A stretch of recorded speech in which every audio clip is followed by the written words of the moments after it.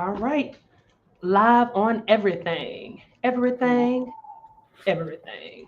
Live on everything. Make sure I press live on Instagram as well. Those of you that are joining us on TikTok, welcome. Super excited to have everybody here. So we're going to get the show and this ball rolling.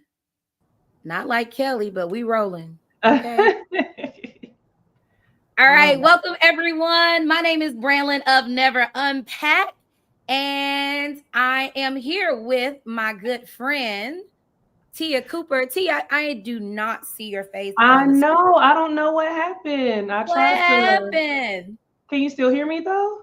I can hear you loud and What is clear. going on? Why y'all be trying to do this to us? She's coming back in, but we're super excited about today's episode. All of you that are joining us from wherever you are around the world, this is the Takeoff. We talk all things travel. You can find us here on TikTok with our TikTok family. Find us on Facebook, YouTube, and Instagram. We go live every Friday. We talk all things travel. And my co-host is back with the most. Like I said, ladies and gentlemen, my name is Branlin D. Mosby of Never Unpack. And I'm here with the lovely My name Tia. is Tia Cooper. Thank you so much, Brenlin, and I own the brands Tia Takes the World, Take the World Travel, and the Wonder Co. Y'all can find me on all of those things. So we're, like Brenlin said, we are so excited to be back with y'all again on this Friday for the Takeoff. And today's episode, we're so excited about it. We're really excited about today's episode. But before we jump into that, we always like to start off with a quote for y'all. We just want to give y'all a little something to think about. Kind of goes along with our shows most times, not all the time, but today it definitely does. So the quote for today is, good manners are just a way of showing people that we have respect for them. I mean, I think it's pretty self-explanatory, but let's jump into it, Brian. What's that quote mean to you? You know, I feel like it's like good manners and kindness just goes a long way. And it doesn't matter from what part of the world you're from. It doesn't matter what culture you represent or is ingrained into your soul. Like good manners are good manners. Full stop on that. Period, boo. And I think in the realm of travel that we're talking about, and of course we'll get into it, manners go a long way. I think even especially when you think about different languages when you're traveling and things like that. We talked about this a couple of weeks ago, but body language is a universal language, even if you don't speak the same language. Manners are too. Holding the door open for somebody, you do not have to speak the same language, but holding that door open, oh my gosh, it goes a long way. Just doing small things, small acts of kindness, as you said, Brenlin, can go a long way. And in the travel world, whether you're just now traveling or you've been traveling a long time, make sure you tap into those good manners so that you can have good juju and other people can too. Come on, good juju too. I love it. Yes, ma'am. We are here for it all right. So we are, like she said, super excited about today's episode. So for those of you that are new to the takeoff is actually what's the good word? It's a rebirth almost. Like we did the takeoff a few years back, BC, before COVID.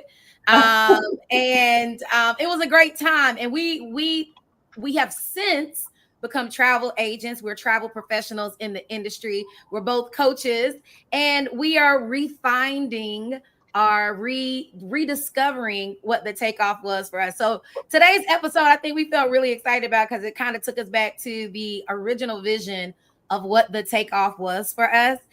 So we're starting off today's episode, or today's episode is about travel etiquette. And we decided not to pile all the travel etiquette into one audio podcast, a live, whatever word you want to use for it. Okay. We decided not to pile all of that into one thing because we realized travel etiquette comes in parts and pieces, and it kind of just depends on where you are. So today we're talking about plain etiquette, not PLAIN, PLANE. And the question is, are you just plain rude? Because people, we've seen some things. We've done some things. We've been a part of some things. We've been around some things. So we're going to talk about been a part of some things too. I'm sure if you've ever traveled anywhere, whether it's up the street, down the street, across the street, you have been a part of plane etiquette as well. So make sure that y'all are tuning in tapping in and commenting. Okay. Absolutely. And for those of you, since we're at the top of the episode, if you just so happen to can't stay for the whole thing, miss it in a way, you definitely can visit our YouTube channels and check that out. We'll make sure that the information is in the descriptions below wherever you are tuning in from. All right, so we're gonna jump right in. Travel etiquette. Are you a violator? That is really that's a question. That's a question for the people. Are you a violator? Now, today we're talking about a variety of different parts of travel in the airplane industry world of things. And the first one that comes up for us is the battle of personal space.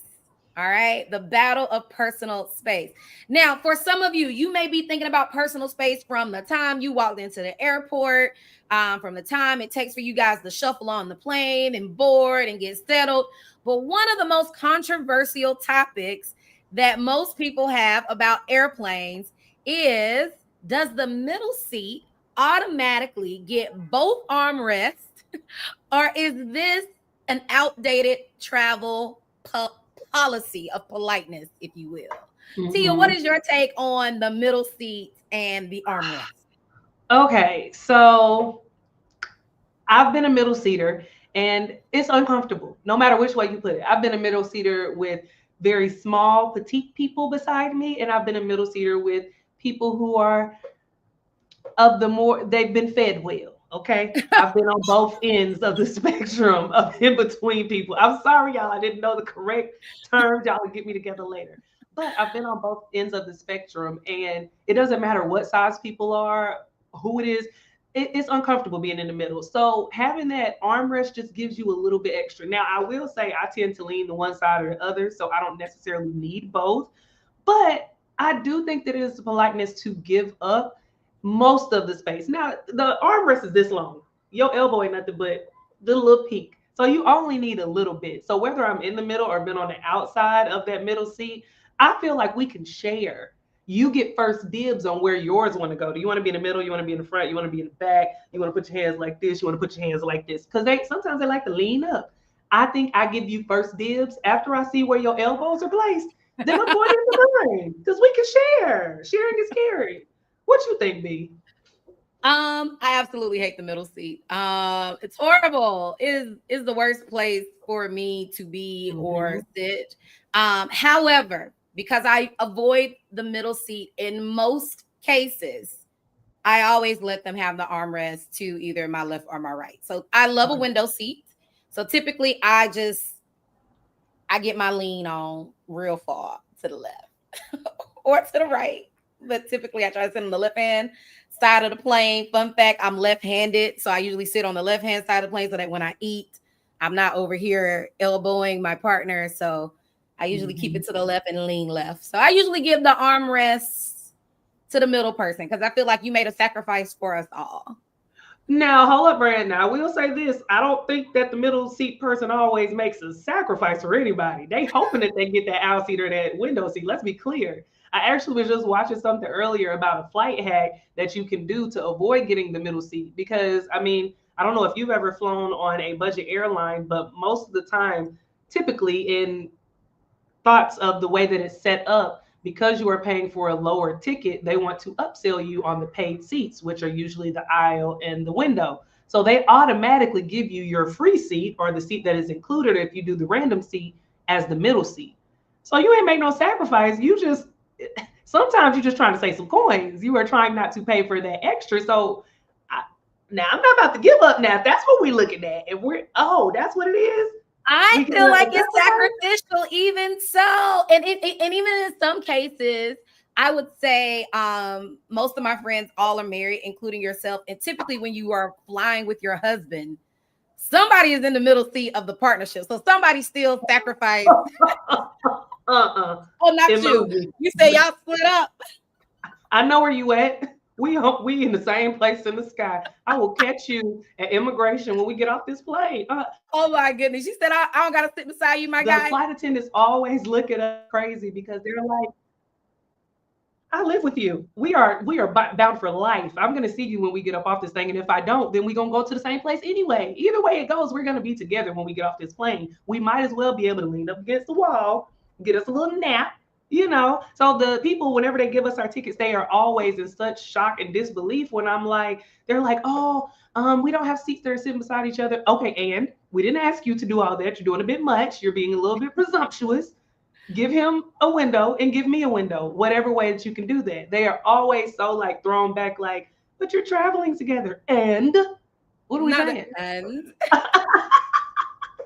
So yeah, no, I see I'm you not when we that get there, bruh. Thank you, Mr. Cooper. Thank you for purchasing the seat, but I don't gotta sit with you. Appreciate you so much. You're loved. Girl, I really that is hilarious to me. Now, almost all of my other friends, they do sit with their man and they figure it out. They like, we going down, we gonna go down together. I don't need you to be me and you. We ain't on that. No, Mrs. Cooper said, see you, bruh. Okay. And Mr. Cooper would say the same. So we're on the same page. Don't worry. Respectfully. Now, here's the thing, Tia. So I hear you saying you wait for people to like figure out how they gonna maneuver, how they gonna lean. But my other question is, why is it that we're all expected to kind of suffer silently in economy? Or do you think people should be brave enough to speak up and claim what's theirs? I mean, what are you gonna say? What are you gonna? Hey, your elbows. You need to get the front. I'm gonna get the back. Is that really a conversation that needs to be said? Because I also feel like when you ask that question, then you put yourself in what can be an awkward plane ride. Like, why planes are already cramped enough. You're on there with people who have different thoughts, way of thinking than you. You don't know what anybody got onto that plane feeling like or what space they're in. So I don't want to add on to what may already be a tough situation or a cramped situation by asking you or telling you that my elbow is going in the back and yours is going in the front. That's real. What do you think? That's real. And that leads us into like, what's the most assertive yet polite way to claim your territory? For me, I have had the unfortunate experience of being in the middle seat with two people beside me. And they didn't follow the politeness of allowing me to keep the armrest. Actually, both times, both people had both arms on the armrest. And y'all, like, baby girl is not thin, okay? I'm slim thick, and I be needing just a little bit of room. And when I tell you I kindly rest my arms on top of theirs, absolutely. 1,000%. And what did they do? Move. They move. I mean, because what you gonna do? Somebody put their arms on top of yours. You gonna probably be a little bit angry, but you. Fine. They moved. Moved. Now, when you place those elbows, are you using the full? Are you? No, I'm not guarding. I'm not on my LBJ in the paint. No, I just politely rested them because I mean, where they going? Where they gonna go? You weren't considered enough to lean one way or the other. So either you like me laying on top of you, or you gonna make room, and that's my polite way of doing so. Listen, Brand, I'm for it. I have no qualms about anything that you just said or did because I do feel like if you sit there now, granted, how much time has it been? Have you been sitting with your arms in your lap the whole time and then you decide that you wanted to put them up? That's a little bit different. I give you a good 10, 15, while we're sitting there getting our stuff situated to get your arms where they need to go. But I like what you did there. I like what you did. And if I ever, God, please no, God forbid that I have to sit in the middle. But if I do, I'm going to hit the B. The B plate. Lean back, arms down, okay? I mean, I can't detach them and pack them in my suitcase. What do you want me to do with them? Like, they shall rest upon you or the armrest. You choose. You choose, and you should choose wisely, especially depending on how long the flight is. Because I have no issue with resting them on top, okay? And I double dog dare you to tell me to do something different. I'm glad I'm hearing this perspective because, I mean, granted, although I'm giving the middle seat their first pick option, now I already know, if I don't, what possibly may befall me, what may happen. Not befall. Befall is hilarious. What might befall me? What might become of me if I don't move my arms? I appreciate that, Brand. Thank you for pulling us in. You're welcome. So that takes us from the people in the middle, right, to this whole idea of the aisle etiquette, right? So what's with people acting like they own the plane? Like they be on the plane like this they house, y'all, like they in a living room. Like, I told y'all I am a window seater. Window seat, that is where you can find me, okay? But the controversial take here is that if you're in the aisle seat, does that mean you control access to the bathroom? Oh, I'm sorry. You ain't even asked me. I'm already like, the answer is absolutely not. Sorry, you're gonna have to. But I feel like if you're sitting in the aisle seat, you have the most advantageous way of just throwing your legs to the aisle. That's all you have to do, even if you sleep. If I'm in the aisle, because I've lately, I don't know if it's because I'm getting older, I have of late been of the mindset that I can actually do the aisle. If I get put in the aisle, I'm not trying to pay for that extra seat. I'm at the cost to get to the window. I'll take an aisle, and I'm not going to be upset about it because I still got either access to the bathroom or I get my food first. I can see when it's coming. I smell it a little quicker while I'm sleeping. I still can sleep nice. So bathroom, just move your legs to the side. The middle person is the one that really has the trouble. So no, if you're sitting in the aisle, you do not. What now? My question is, what do you mean? Do they control access? Are they just sitting there with their legs crossed? What are you gonna tell me? No. Tia, it's crazy that you were saying like you can just turn your legs to the side. So one time I was on a flight coming back from Finland. It was Norwegian Airways. Okay. And mind you, I'm about the only one of my hue on this plane. And whoever the ladies I was sitting beside, they were definitely drunk as a skunk. And they kept getting up to go to the bathroom. I happened to get an aisle seat on this plane. That was not my plan, of course. And I remember she kept getting up so much that by the last couple of times, I was literally just turning my legs and kind of leaning in so she could go around me. Do you know that this lady was forcing me to stand up? She was forcing me to stand up. Like, and it got to a point where I absolutely did not, because have we met? Like, I absolutely did not stand up that last time. What did she say? No, or did she got to pushing and shoving, and my foot got in the aisle, and she might have tripped a little bit. But honey, I double dog dare you to push me one more time up on this plane, and we both about to be a flight risk. So listen, it was a thing. It was a thing. But to your point, like you're in the aisle, you have the most convenient way of maneuvering around. The most inconvenient person is the middle person. But I 1000% agree. Like, I gotta go to the bathroom. So what's your solution? Right? Now I will say with that, and this is gonna bite me a little bit later, but I will say with that, if you are drinking, if you know you're getting turned up, you need to maybe switch seats with the person that's sitting at the aisle. Because we'll talk about this maybe on another episode. I am a lounger. All right. I get to the airport 3 hours early, not because I'm scared that I'm going to miss my flight, not because I think that the airport is going to be overcrowded. I get there early so that I can enjoy my lounge access. Say what you want, say what you will. That is who I am. Me and my husband are on the same wavelength. We go there, eat. We like to have a little bevy before we go onto our flights. That's what we do.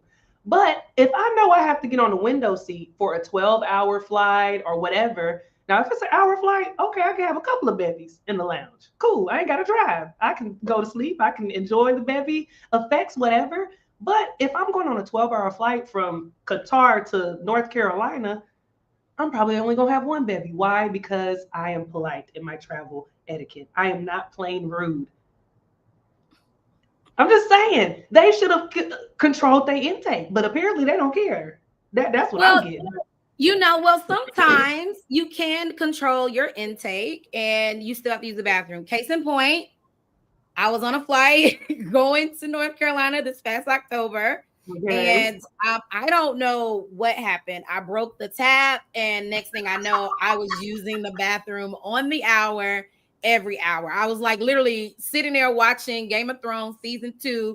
And after every episode for like 6 episodes, I did. And I literally, I apologize so many times. Like, I am so sorry. I don't know what's going on. I just have to use the bathroom. So, and the lady was like, well, crazy enough, she was trying to take my seat in the beginning. And so then she was now, well, why don't you just sit on the outside? Like, no, because that means we now have to remove all of my things. I packed into pockets. I'm sorry, you just gonna have to stand up. Like I sincerely apologize, but hopefully this is the last time. I said that like 5 times in a row, but you know, they were polite. They were polite with me. And I say all of that to also say, because you brought up a really good point, right? Which is if I am in the middle, I have to use the bathroom. We're on an extended flight. Me and you both take flights that are a bit, lengthy from time to time. I also kind of feel like, why do I always end up next to people who seem to have bladders like Tonka trucks? Like, you control the pace of this. I would naturally go to the bathroom when you go to the bathroom, but we can't sit here for 14 hours, bruh. And not go to the bathroom at all? Like, wait a minute. At least give me a stretch break. Like, some people really be hunkered down. Yeah, I feel that. As a window seater, I'd be like, so nobody has to go. None of y'all have to go to the bathroom. It's 3 of us. I'm the only one. Okay, bet, cool. But I just want to go back to one point that you made about that the last time that you flew, you couldn't control it. B, if you can't, which you can't tell if somebody can control it, but I'm just saying as a note of politeness, if you can try to control it before you get on the plane, do. That was my point to the ladies that got on there before, well, with you. They could have controlled that. You didn't have to get drunk at the skunk. Now I've had that too happen to me on a long flight, a 12-hour flight. Like I was like, I don't even need a bevy before this. I'm just gonna chill. Actually, probably not even gonna eat. Gonna have a little water here and there. But as soon as I had my first sip of water, which I knew I needed to stay hydrated, I said, "Oh, this is gonna be one of them flights." I could literally feel the water going down my digestive tract, saying, "Oh, baby, you're gonna have to use the bathroom. You're gonna have to tinkle on this flight." So I totally understand what you mean. I get it. But to your point, like on those long flights, why are y'all not getting up? It should be a general rule. Like maybe we need the flight attendants to act as ushers like they are in church. Like, all right, row A, now is y'all's stretch break. Please get up, everyone. All right, let's row B. Thank you. If you got 12 hours and however many seats, you got time. I'm just saying. This is just, for those of you that you have the Tonka truck bladder, it just, you can stronghold. Set the pace for us. Allow us an opportunity to get up and stretch. Y'all know them seats are tight. My little legs be hurting. My knees is hurting. Give us moments. Now I do have a question for you, Tia. So like, let's say the people not moving, right? Okay. Is it okay to step on their toes? Is it okay to push them out the way? Or is violence never acceptable? Is this a recorded call? Just kidding. I mean, if you got to go, whether it be to stretch your legs or to tinkle, fear getting stepped on if you're not getting up. I mean, I have literally had the middle seat, the aisle seat got up, and I was like, oh, this is my perfect opportunity. The middle seat was still sleeping. I nudged him a little bit, gave him the polite, hey, I need to go to the bathroom. This person is going to the bathroom. And they kind of opened up their eyes and laid back down. And I said, bet. Let me jigsaw puzzle my body out of this space. And I had to step over that person and move on out. Now, I've also had another time where the tray was down that still had stuff on it. I can't remember if it was food or if it was like their iPad or something. But the person that was in the aisle went to the bathroom. And now I'm trying to go also, and the middle person is not moving. And I'm just like, I can't possibly pick their stuff up because if something happens, it's going to be on me. I also would like to climb over them, but it's stuff here. What do I do? I sat there. I didn't go to the bathroom. That's what I did. It's crazy you bring that up because I do try to plan around meals. I try not to get up with the meal service coming down. I try to wait to after, or I try to anticipate before meal service comes. I use the bathroom. I try to play it out. But you're right. Like I've had to climb over a couple of people. Now, if you make me climb over you, baby, you just believe I'm not about to make this easy on you. What you doing? What you doing? We gonna bump the bump, honey. You gonna think this is old school gym jam? That's what you gonna think this is. Like that's literally what the school gym jam, honey. Doing the bump. Hey, but like what, ma'am, sir, ma'am, sir. It's all Come on. preference, and it's all Come on. what you're comfortable with doing too. Like you're saying that you don't mind doing a bump with somebody, and I'm just trying not to ruffle any feathers if I don't have to. Now, If you're I not ain't moving, killing you but no already pussy. ruffled my feather. So if we gonna ruffle a feather, we better be ruffled together. This ain't a bag of chips. Like, what are we? No, ma'am. What No, is ma'am. No. wrong with you? No, ma'am. No, sir. Listen, we just gonna No, be a ma'am. ruffle bunch of No, sir. somebody. I do love though, which I mean you can't necessarily dictate if you I mean you can see which flights you're on, but I do love those flights that only have two seats. So you don't even have to worry about that middle seat. And I can't wait to airplanes start moving to the space where they give you space. Because why are we having this conversation when I done paid Right. $1,500 on the ticket? Why? Right. Why are we Right. having this conversation? That's Now, wild. Tia, I'm gonna add something to this because I see a comment on TikTok from Ann Gale. Hey, Ann Gale. Hey, She girl. said, she said, baby, if you in the middle, just warn them I may be a getter upper. That is That's a hilarious shirt. to me. But That's a I shirt like that I it. need. I I'm a actually might getter take that upper. and use that. I am a little bit of a getter upper. If we can, it's kind of like having you remember back in undergrad and you moved into the dorm and they kind of make you come up like roommate agreements and things like that. Mhm. It's almost like we need an aisle agreement. Like, I You like to use do. the restroom, just so you're aware. We need like Come we do on. in our classrooms whenever we have a fire drill. Yellow card, red card, green card. Green card means that you're a frequent getter upper. Yellow card means I might, so just be prepared. A red card is I'm hunkered down on my seat, like I'm gonna be here. We need that system on planes. I think that that's important to know. Put the sticker on the seat, like so we know. Like, let me know. Let me know where you stand. But I like that, Angel. I might actually use that in the future. I have a tendency to get up. I'm a getter upper. I mean, I but then do Brandon, right. the thing goes back to if you are a getter upper, what does that have to do with me? We don't leave that one in the travel space conversation. We're gonna have to take that one offline because this is a conversation that needs to be conversated on. I Not need converse. other It needs not to be converse, conversed. conversated. You heard what I said. Listen, okay. So here is the big one that my followers had issues with. I actually surveyed a few people just in Mhm. person leading into this episode. It is reclining seats.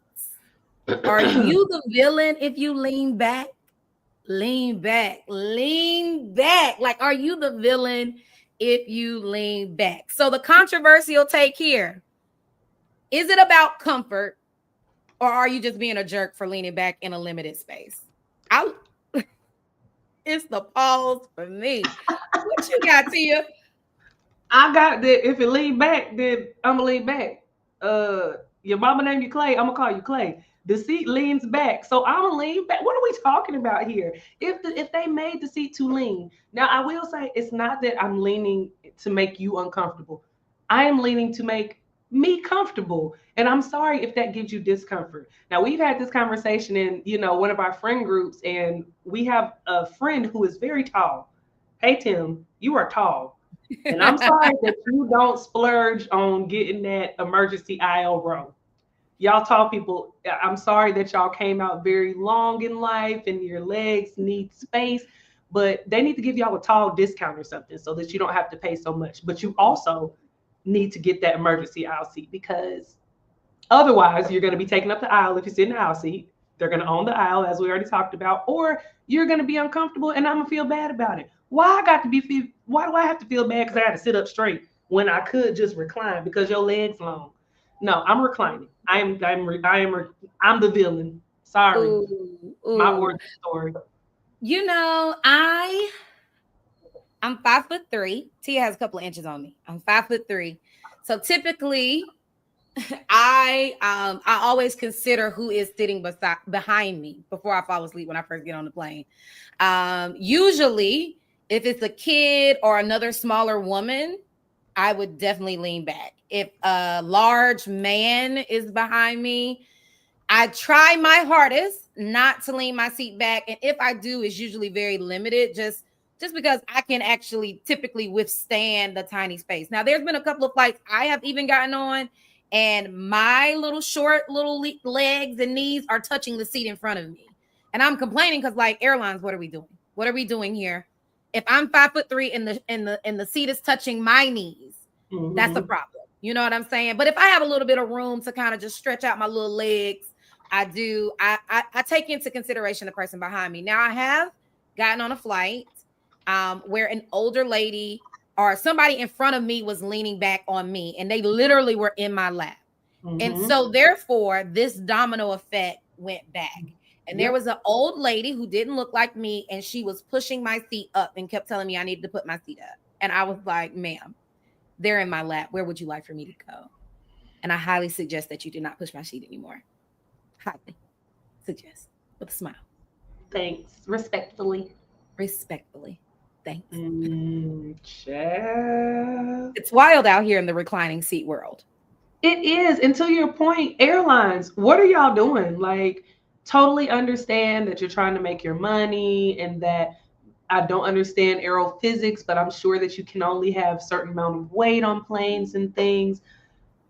I suggest that you take out some of those seats to give a little bit extra room. You're not losing. You are not losing. Let's be honest. You are not losing, except for making me lose my patience, which I understand the airlines don't care anything about. But girl, can you lean your seat up? I could, and I will once we land, or I go to the bathroom. But I'm not. I'm not. Now, to your point, I get being considerate. I do look back before I recline. I don't want y'all to think that I am just super villain. If leaning back is a villainess trait, I am going to lean back if I need to. But I do look back. I see if anybody is eating. I see if they have something going on, if they got a laptop or something. And if those are the things, if they're eating, I'll stay, in the upright seat. And I do love the airlines that go around and tell people, sit your seat up, we about to eat. All airlines don't do that, but I love those airlines that do. So, when we're eating, I'll sit up in the upright position. If I see that you're on your laptop or something, if I don't want to turn around and say, hey, I'm going to lean my seat back, I do it in a very slow, methodical, inch by inch, because I have seen where someone leaned their seat back and the person behind, they thump it down, but the person that was behind them was on their laptop, and they ended up shattering their laptop screen. How? No. I don't know. And the airline did not replace it. I have to find that story again. But ever since then, I was like, oh, I would hate for that to happen to me, and I would hate to do that to someone, because technically it's not my fault, but I am the one reclining. So inch by inch, like I'm giving you a warning. It's kind of like I'm revving up the car. You gonna move? You not?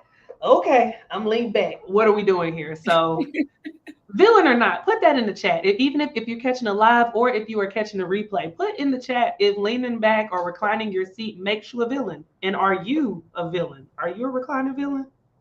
Team recliner villain over here. Over here, I got likes coming in and I got comments coming in. I pre-villain my surroundings too, but the seat is going back. What is pre-villain? What is pre-villain? Like in my comments, what is pre-villain? My assumption is they see who is going to possibly be in their lap as well. That's that's what I from it.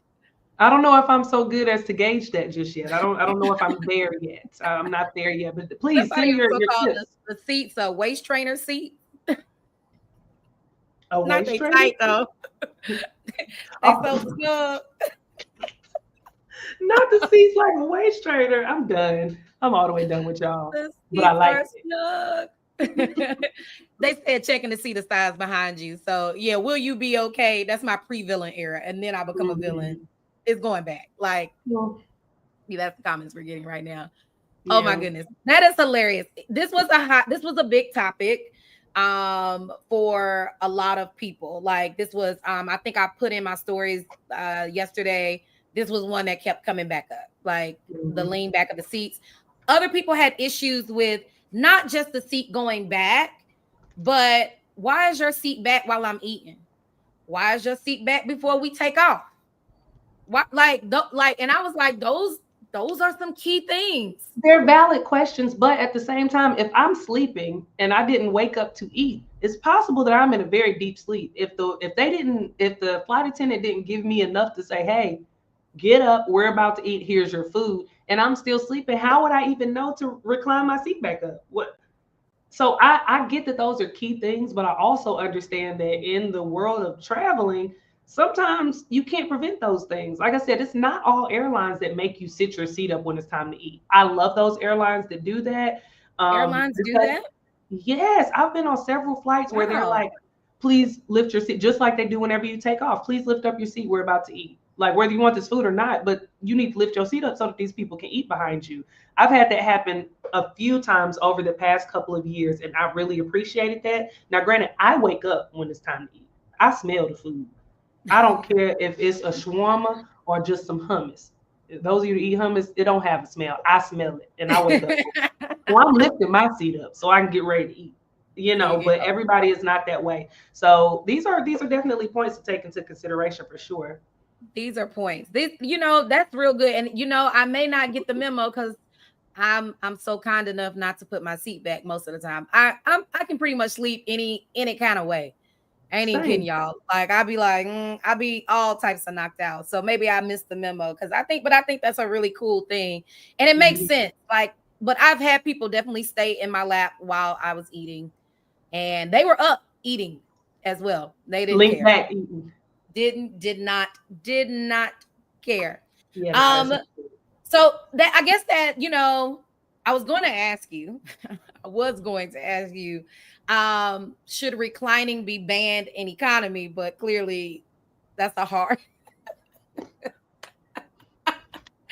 no bans on economy.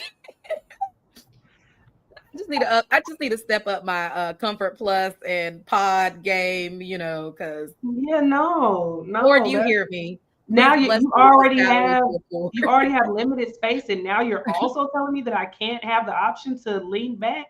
I mean, like to your point, I'm also a sleeper anywhere. I literally, if nothing was happening right now, I could fall asleep in this chair as we sit.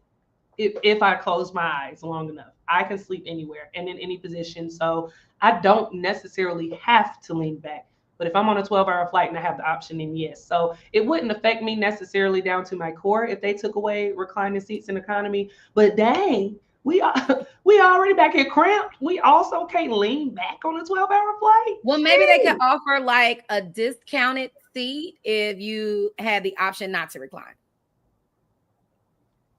Like I would take a upright seat if you taking a little bit off my ticket. Because to be honest, when I look at the breakdown of what it costs to fly, my seat ain't the most expensive thing. Ain't Okay, like if you taking a little bit off the top, sure, because I'm already absolutely. sitting up straight anyway. To be kind, Yeah, you I can see that. I can see that then, I suppose. know. All right, well, that takes us into the next question. Okay, so we've talked about reclining seats. Mm-hmm. We've talked about armrest.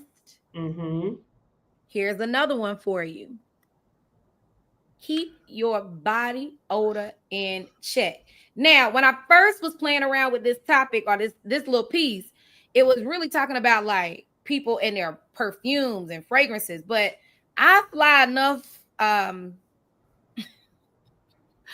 flights that include different parts of the world where body odor seems to be a thing and not necessarily like, amazing.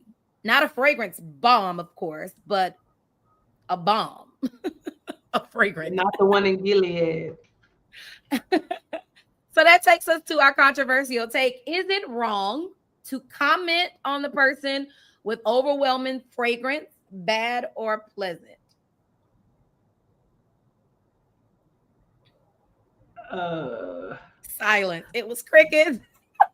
It was crickets, listen, y'all. I'm with you, Brandon. I was waiting to see how you was gonna break down that intro into the segment with us traveling and being in different parts of the world where body odor is can be quite overwhelming. Okay, that's what I'm gonna say. And Right. sometimes I have Natural learned. body odor. Now I was Sometimes it's about to say really I strong, have but it's learned that just it's it's just natural. They're natural. not adding anything to it. Okay, here's my Some take. of y'all need aluminum. I need aluminum. I've ordered it. I'm laughing. I need aluminum. I've learned that. I'm in my aluminum era, and I pray to God just keeps my health high. You heard me, Lord. You heard my cry. So this is my take on it. It's delivery means everything. And I believe that flight attendants are around for a reason. I keep paper and pen in my bag, not just in case I need to talk to flight attendants. I keep it in my bag just in case I need it. I would use that to slide the flight attendants a note to say something. Now, I've been on flights where body odor was strong because in some parts of the world, I believe has a It's same beautiful. type of, it's beautiful, but people from that region have a certain scent that we don't have where I'm from. That's what I say. And I've gotten on a flight in that region where the flight attendants also were not from that region. And you can tell that they have also smelled it, but they're being polite and they just go through and spray, spray, spray, spray, spray to make sure that, or to try and get rid of the smell. So I think that it's not rude or wrong to comment. It just depends on your delivery. And I would start with the flight attendants being the point of contact. You should be like, oh my God, you, because what are they gonna do at that moment? Now you just gonna embarrass somebody and you look crazy, you look rude, and what now? If they came on there smelling like they smell, they can't go take a bath. Y'all both in economy, so what they gonna do? I think it's better just to be polite. I think, you're right. Like, what are they going to do? Mhm. I just kind of write it out. Like, if it's too much, I get a mask. I find a mask. And these days, it's easy to get a mask on a plane. They usually have them in a little, they don't carry the They mask on don't. the plane.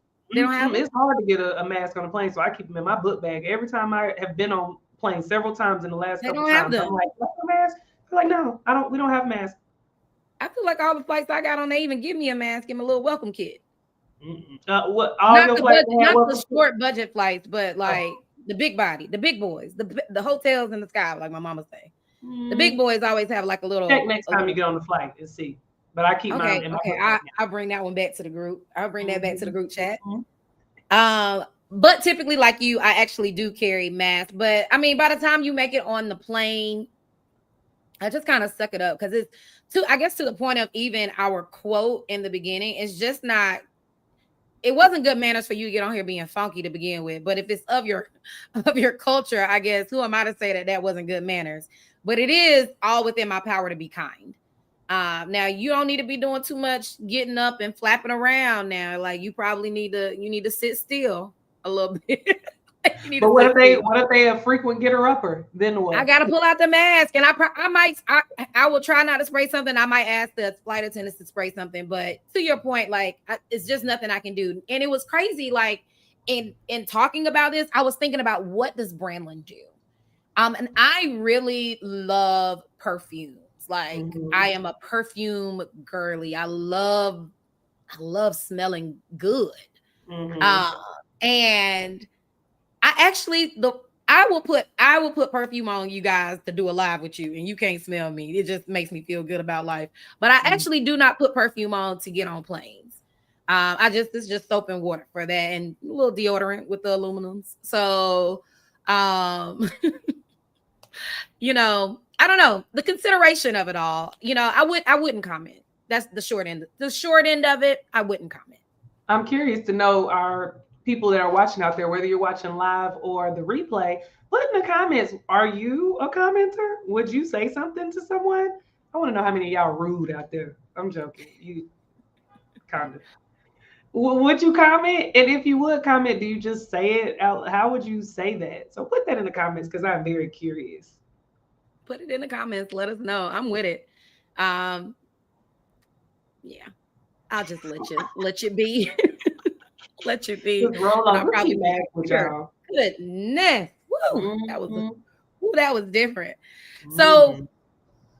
we got the body odors, we got the BOs happening, but the other controversial thing is this overbend etiquette. Is it first come, first serve, or nah? You get in where you fit in with the overhead bin compartment. And the controversial take here is it time for people to share the bin space, or are we just overthinking it? I feel like all of these have me like I feel like I'm on the plane as they're happening, and I'm just like, wait a minute, what? So first of all, we had because this kind of goes into space, I think, which we talked about before when we talked about the middle seat, but I just now looked on Instagram and we had someone that said, is personal space a black thing? And I think that it's important to talk about now because we're talking about also space in the overhead bin. And I don't know, just to wrap back to it, I don't know if it's a black thing. I've only ever been black all my life, so I don't know, but I know I like my personal space. And I guess others that are in the comments, y'all can let us know. Is it just us that want our personal space? And I don't think that we being too much and asking for the space that we want. We'll share some space. We said we share the elbow space. And even for the overhead bin comment, I'm gonna share it with you. Like, I think you asked the question, is it first come, first serve, or are we sharing? We have to. This ain't nobody's playing. We all bought a ticket or however many tickets that we bought. I believe that my issue with the overhead storage is not necessarily what you're using and how big your things are. I mean, if I end up not being able to put my stuff up, then yes, it's an issue. My issue is when you are sitting at 31B, but you putting your bags at 7A. I I don't know how that's not a written rule, but that's something that really grinds my gears because now you're taking up somebody else's space. So for me, one thing is put your stuff where it's supposed to go in your 31A or B seat luggage. And then also, I think that it kind of like lies on the airlines because if we only are supposed to have one bag in the personal or whatever it's supposed to be, how are you letting people get on without checking them when they get onto the flights? I think that that's something that goes on. That should be on the airlines as well because now you're creating a culture of I can bring whatever I want to on here. What you think? Well, I think there's a couple of thoughts I have with even what you said. My first thought is I usually am polite, and one question I actually always ask at the gate agent, the very first gate agent you get to when you're boarding the flight, the first question I always ask is this a full flight today? For a variety of different reasons. It just kind of gets me mentally prepared for what I'm about to encounter or expect or what have you.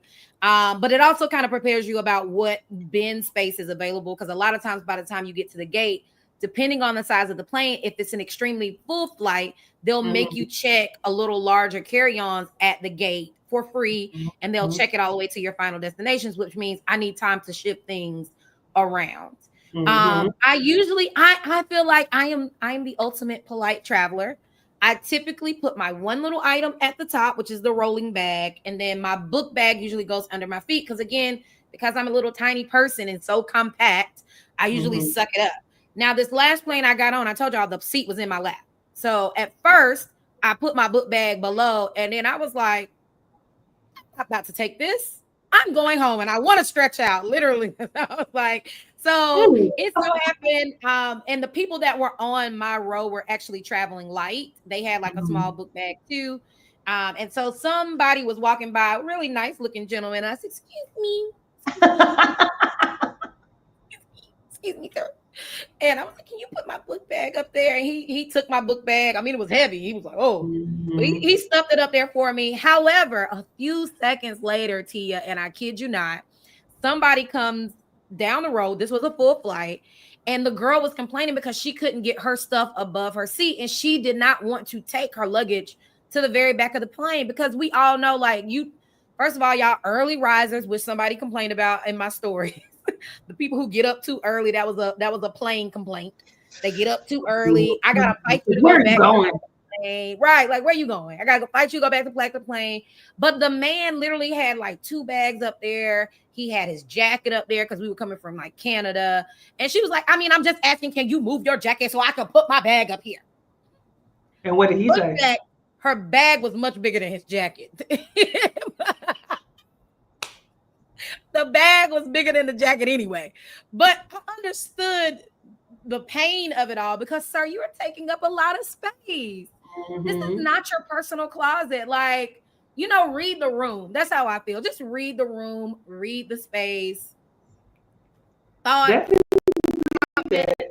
But I feel like I don't know why. As soon as you said that it was his coat, I kind of felt something down in my heart for him because he probably was at the gate and they said, hey, your bag is overweight, you can pay for it, and he got that jacket and said, don't you even worry about it. I got something for you. It's cool. How much it weigh now? Bet I'm going.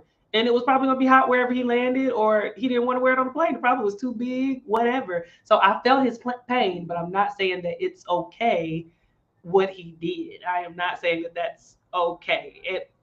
At the end of the day, I feel like with a lot of these, it's kind of just like, what do you do?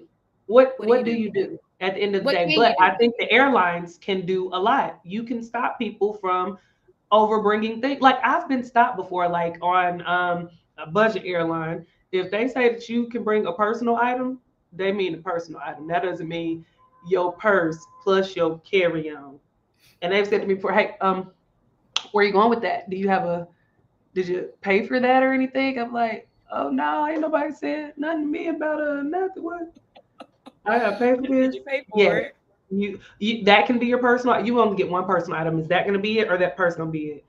I had to roll that bag up that I had, that purse. I said, Travis, if you don't put this in your book bag, I'm not paying for this. What are we talking about? So That's wild. I was frustrated in that moment, but I appreciated that they were so thorough about it because guess what? We didn't have a problem with on that flight. Overhead luggage In space. space. So Now, one of my followers on Instagram, former flight attendant, that baby said first come first serve. Whatever you put up there is it's up there. Nobody's regulating that. Like first mhm. come first serve, put it up there.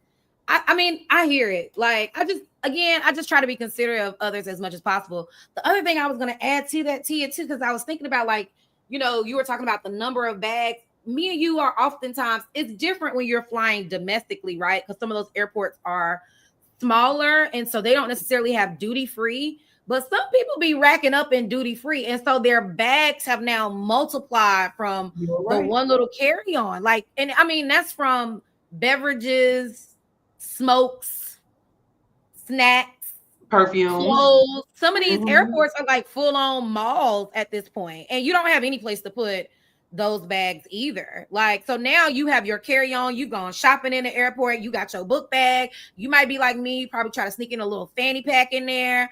Like, and my fanny pack, y'all is my travel hack, because in my mind, when I saw what plane was that went down in the Hudson?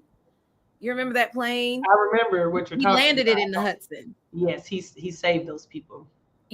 Okay, so yes, he did save those people. Thing is that one thing they tell you, of course, when you're starting to evacuate, is that you can't take Leave your anything stuff. with you. You got to leave everything, and it's something about leaving all of my personal effects, like my Don't my forget. documents, Mm-hmm. that just kind of bother me. So I fanny pack it up, and I typically keep my fanny pack on. It's easy; it can easily fit in my book bag if they're like, you got too many bags on you. But I keep Mm-hmm. my fanny pack with my personal, like, passport, a little hand cream, my Mm-hmm. headphones, Mm-hmm. hand sanitizer, little stuff in there. But travel Yeah. hack, guys. My Okay. fanny pack. Okay. So I wanted to throw, here's a curveball that you didn't know was coming. Because we were talking about all the plane things, right? Here's a Okay. question: have you ever experienced somebody taking your seat? All the time. All the Like, time they because take your seat on the plane? I mean they give it back because who gonna check me, boo? That's my seat. I hate, and that's a pet peeve of mine. I hate when people sit there. Now, if you mistook the seat and you sitting in 21A and you're supposed to be in 22A, I get it. Easy mistake. Let's fix it. But these are the people that really grind my gears. Hey, you're in my seat. This is your seat. Oh, I knew I had an aisle seat, but I didn't think anybody was sitting here. Yo, get your butt up out my seat. Yes, I have had people who take my seat. I had one lady that was arguing me. Like she was like, "No, this is my seat. Let me see your ticket. Let me see your ticket. What are we talking about here? Like, what, the, what, what are the we?" audacity. Girl, The I had to get the flight audacity. attendants. I was like, I mean, and I ended up telling them, I was like, she can sit there if there's somewhere else that, like, is it somewhere close up to the front that I can sit that's of equal value? A window seat. She can stay there because I don't even want to sit on the same row with her because her attitude is in last place. I don't appreciate it. So, yes, I have. Have you? Apparently not. You look Uh, shocked when I said it. I mean, I've had some experiences. I've Mm-hmm. been on what I call soul plane. And we were flying back from Zambia through Oh, Botswana, and girl. apparently it's a free for all in that area of the world. Like, I'm gonna just sit here and I'm gonna just sit there. Y'all, what? Okay. But coming back, there was a lot going on in this one flight. Let me tell you, this flight has been the topic of conversation for like the last 2 episodes. Coming back from Canada to going to Dubai, that particular flight, I get on the plane and there's a lady from India, an Indian lady, sitting in my seat, and literally she's buckled in. Baby girl was buckled in, ready to go. ready to go. And when I said, excuse me, that's my seat. She said, no problem. But it is. Okay. It's definitely a problem, ma'am. She was like, well, I can just sit here. No, ma'am, you cannot. Oh, and her husband said, no. Yes. Oh, I thought you said she said okay and proceeded to move. No. Like, okay, no problem. Like, it's okay, no problem that I'm sitting here. It is a problem. Big mushkila, not Muffy mushkila. Big mushkila, it's a problem. What are we talking about? So, as I said, no, ma'am. The stern look had come, and her husband was like, "Oh no, don't worry about it." It was almost like he was like, "I know where this is about to." Oh, okay. He knew. Okay, all right. She will move. Do you know that this lady moved over to the middle seat, which was her seat, and then was like proceeded to be like, "I could walk over her." Oh, she didn't want to get all the way out, ma'am. No, ma'am. No, ma'am. You're doing a lot and not doing everything that you need to be doing at the same time. This was me. Because we've already discussed I'm slim thick. I'm not about to be climbing over you. And I know y'all think I'm 12 and y'all think I'm just acrobatic and athletic and I can just go jungle gym it up. Then I'm short in stature. Like I don't want to. Flash on the plane. Get up. That's too much. That is way too much. No, it was a lot. Absolutely not. Absolutely not. So we'll slide on in. Thank you for obliging me with people. Can I just say one more thing, Brad? Sure. Since you asked if people have taken my seats, I gotta admit something. What do you admit? I've been the taker of seats. Is this your crime? No, it's not. It's one of them. It should be. It's one of them. Y'all, one of my flight hacks is that I will sit now, to be fair, it usually is on the row that I'm supposed to be on. So I will get on the plane the lastest that I can. I know this. I will get on the plane at the latest time possible to be able to scope out, number one, if there are other empty rows, or number two, to see if my row is empty. Because if my row is empty, I hunker down in the middle seat, which typically I don't have because I either pay for a window seat or selected before. I sit in that middle seat and wait on them to say that the plane is done boarding, because at that point I know nobody else is on my row, and anybody else who is thinking like me is looking for a free row also. But if I'm in that middle seat, you more than likely aren't moving your seat to come and sit with me in this middle seat. I've never had it happen. So I do sit in other people's seats. Now I'm gonna have to call him out because Travis made us one time trying to use my flight hack. He will do the same thing. Or if we get on the flight early, he'll go to the restroom area, kind of wait around there to like scope out where he can go.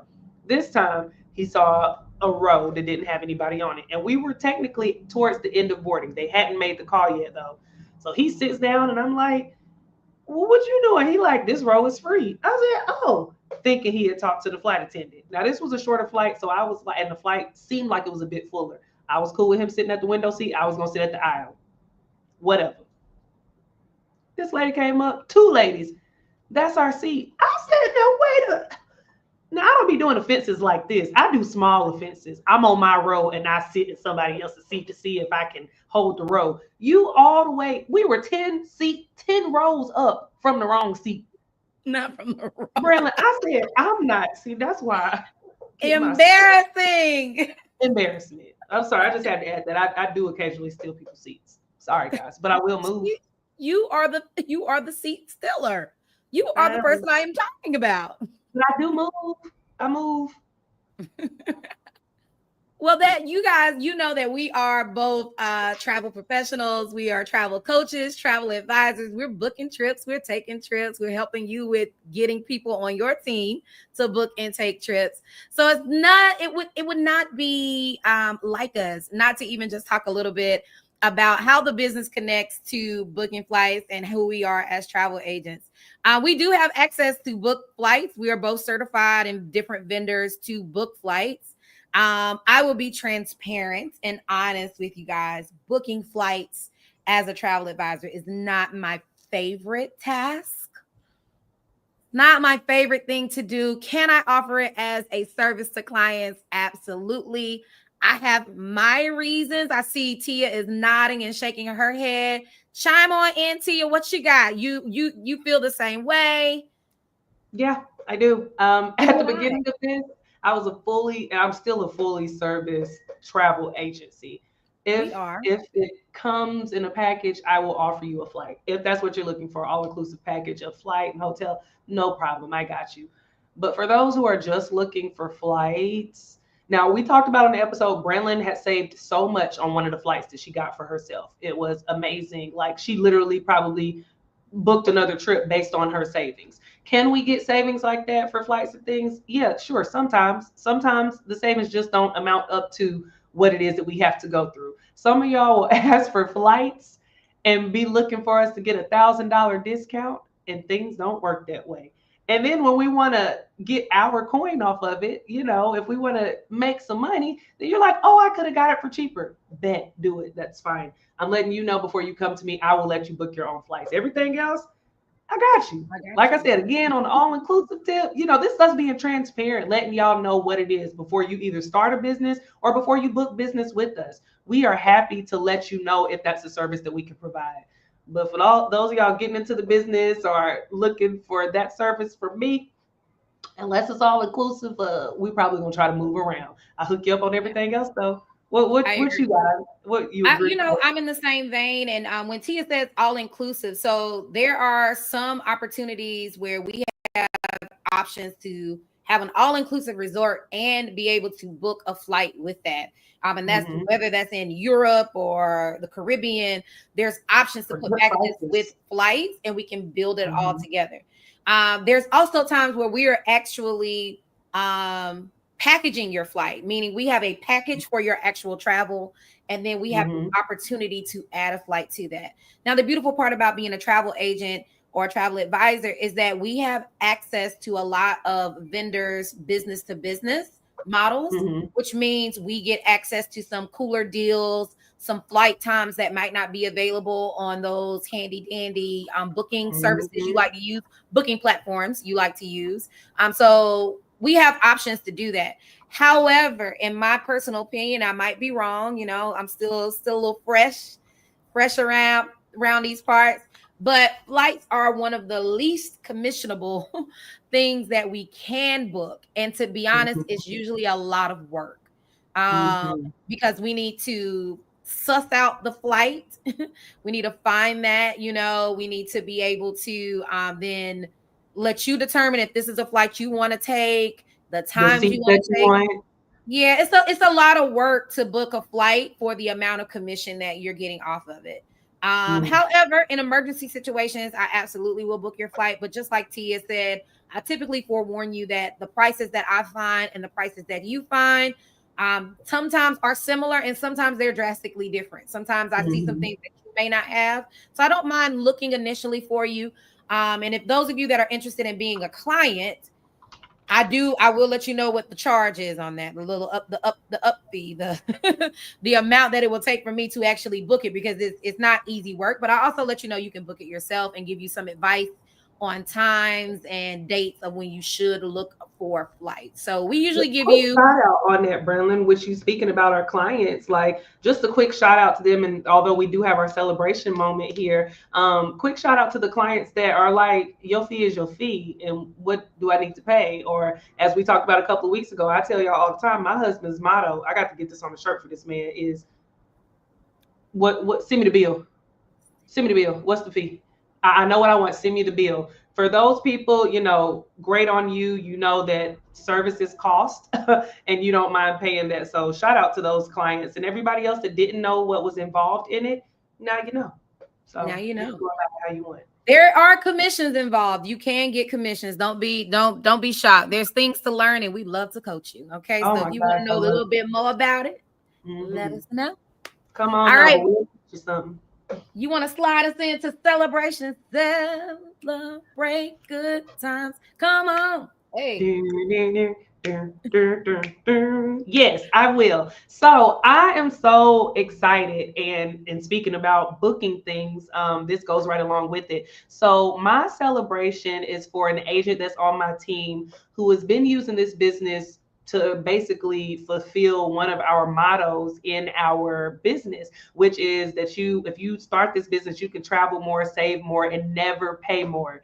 I'm not gonna say who this agent is. You know who you are, but I'm so proud of you because I never even thought that you would start this business. Honestly, I never thought that you would. And when you did, I was like, oh, okay, I can't wait to show them how to capitalize on their travel. They had already been traveling before, had looked up some travel with me, for me, like we've compared notes and things like that, but they love to travel. Like they've been to more countries than I have. And I was speaking to them the other day about, Christmas plans and things like that. And they told me, yeah, this is when I'm, traveling, blah, blah, blah, blah. And I was like, oh, well, where are you flying into? He said, San Juan. I said, San Juan? What you got going on over there? And then they proceeded to tell me about how, as a travel professional, we have access through one of our vendors, a cruise vendor. I ain't gonna say who. If you want to know all the details, you let us know. We'll have information. But they have access to one of our vendors that's a cruise specialist that gives us blackout dates that only travel agents have access to. Ooh. And y'all, we get to travel with them for as little as $100 a day. Okay. Mm-hmm. This agent is going to 5 different new countries for $100 a day. Now, I looked and compared how much this cruise is normally for consumers. Y'all, I was like $100 a day compared Sick. to what might be like $300, $400, depending on what type of room you get. It's like people think that, they find the best deals and they have the best know-how. Me and Brand was the same way. So when we got into this business, we really got to see on the side of, what we actually have access to that we didn't have access to as regular researchers of travel. We were good at finding what we thought were good deals. We were good at finding the lowest offers for packages and stuff like that, but we weren't the best that we could be. Now we killing the game. Now we get perks for doing the work that we were already doing. So shout out to my team member. I see you. I'm proud of you because they have also not just been using the business to up their own travel, but they have also been using the business to book travel here and there for other people. So I'm proud of you and I see you, boo. I love it. Today I'm also celebrating team members. I currently have 3 members on my team, and I'm super excited to have each of them. The ladies have been working hard. They're getting in there. They're becoming certified. One person has a trip coming up next October to Dubai. The rate is amazing. I think it's like $1,200 to $1,500 US dollars. Okay. Full on trip and a good time is promised. I have another agent. She is out here networking with the people that she knows, Okay. linking with event planners and wedding planners, and looking at more things because, like we said before, a lot of times people think that travel is just those resorts and the airplanes, but it's cars, it's all types of things, trains, all these different access. So I love the fact that she's digging deeper. And then I have another agent she is my researcher, and then she develops. And I love it. She's digging deep into the information. She wants to get to know the business. She's looking for quirks and things that to your point where you can travel, earn, and save more money on your own benefit. But she's also getting into it and learning more about how she can also reach the masses. All of them are also looking to build their own team. So I'm super excited that my top 3 girls are in it to win it. They're booking travel, they're seeing the world, and they're trying to get other people to do the same. So that is my celebration for today. Congratulations to you and your team, Brand. I'm so proud of y'all. Thank you, because my team is your team. My love is your love, and your love is my love. Yes, that's how we are over here. Okay. Never unpack. Tia Takes the World, the Wonder Code. It's all one big happy family on this side of the travel game. Okay. So that leaves us. Go ahead. You said once. What'd you say? We would love to welcome y'all to the family if you want to come around, because travel is our business. Okay. Travel is our business, and it's a safe space for you to be, because whether you want to be just a travel agent, whether you want to get in the travel agent and you want to be in the marketing business on side of it, it's beautiful. How do they like to say it? It's beautiful to sell the Big Mac. There's something totally different when you selling the McDonald's, baby. So get into the business with us. We would love to have you, and we take you however you want to come, honey. Come as you are, as you like. Right.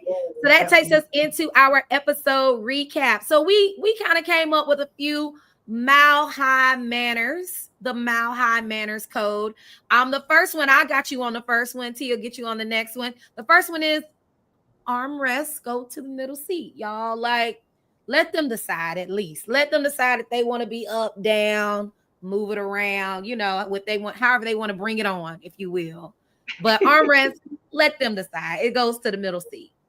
All right. The next one is that the aisle is not your living room. Yes, we know that you have access to the space in the aisle. You can put your feet there. We know that you can get a little bit extra space. It's still not your living room. It's not for you to blockade people from also coming to the aisle. It's not for you to hold up traffic. This is everyone's space. You just happen to occupy it a little bit longer than other people do. So use it appropriately. Okay? Okay. Number 3, recline responsibly. That's all we're asking. Recline responsibly. Try not to be like, I don't know if I've seen that the movie Almost Christmas, and they was trying to say, I can put my feet back. Like, we don't need you to be like that, and we don't need you to go that hard. But just recline responsibly. Take it slow. I'm pretty sure that's an R&B song somewhere. Check behind you before launching back. Be mindful of meal times. Remember, just a little courtesy just goes a long way. Absolutely. The next one is to skip the scents, but not the deodorant. That's it. That's all. You don't have to be perfumed up. You can smell good when you get off the flight. Who are you trying to impress on here? Even if you are trying to impress somebody, impress them over there, because everybody else doesn't need to smell your scents. We only want to smell your deodorant. I like how that rhymed a little bit. It is a little bit. That takes us to number 5. Respect the sound space. I cannot tell you. Now, we didn't necessarily touch on this in the episode. We'll come back to this one. Maybe we'll spin the block on this. But respect the sound space. You should have headphones, okay? You should have them. And if you don't, I don't want to listen to what you got going on. You and your children. That, and not only just your headphones. Can y'all keep the conversations low? Like, some of y'all get on the plane and y'all be chatty. Y'all be chatty. I got headphones and you chatting to me. We should have talked about this one in the episode. Girl, you should have, because that was on my pet peeve list. Those of y'all who do this on all platforms, your days are numbered. I don't know what days are numbered for y'all non-headphone having somebody's. You and your kids, okay? Your mama and your cousin too. Oh, not the kids too. Sometimes they can't help it. They're kids. They need headphones. We got to spend the block on this topic, y'all, because we can't even hold you this long. We can't even hold you this long. The next one, you got this one? Yeah, I got you. The next one is to not crowd the overhead bin. If you decide to go on a shopping spree before you get on the plane, figure it out. Ask the flight attendants. They got a little closet space somewhere on that flight. Don't impede on other people. Make sure that you keep it to one thing in that overhead bin, because we all have things that we want to store. If there's some extra space, go ahead and have at it, but be respectful of everyone's space. All right, and here is the last one and a bonus one for you. Skip the bare feet, y'all.